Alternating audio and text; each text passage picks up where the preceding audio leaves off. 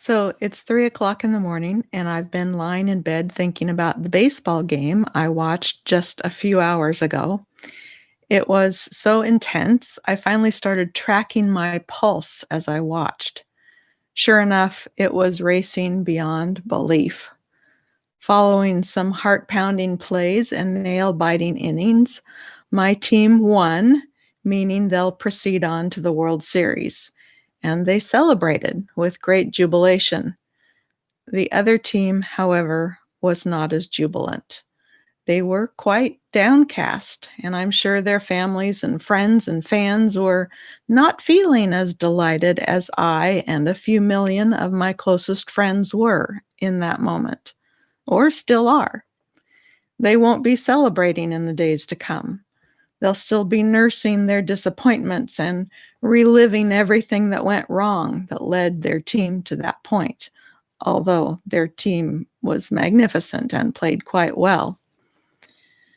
This all had my brain circling around the upcoming election, or to be more precise, the ongoing election, because my spouse and I, like many millions of others, have already filled out our ballots, and in a few short hours, we will take those downtown and drop them off at the courthouse.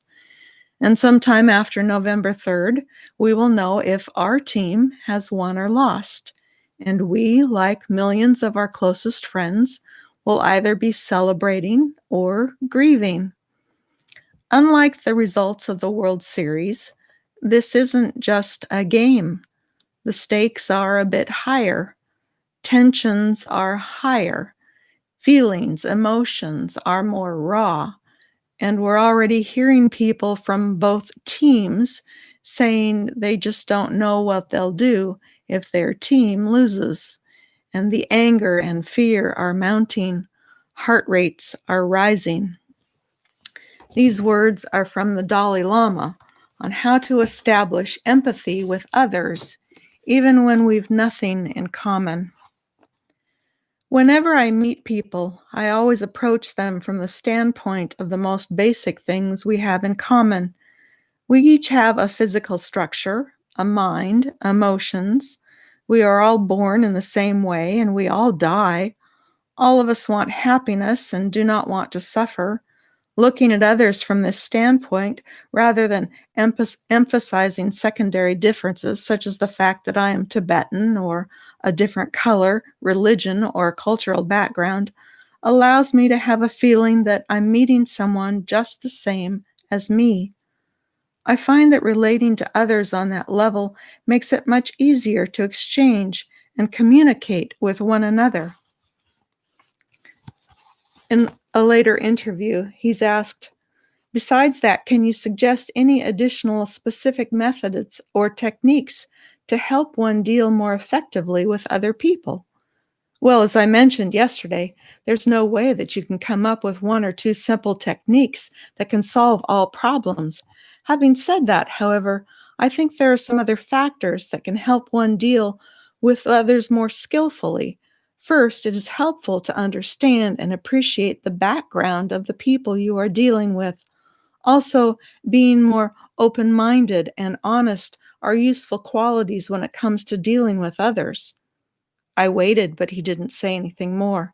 "Can you suggest any other methods of improving our relationships?" The Dalai Lama thought for a moment.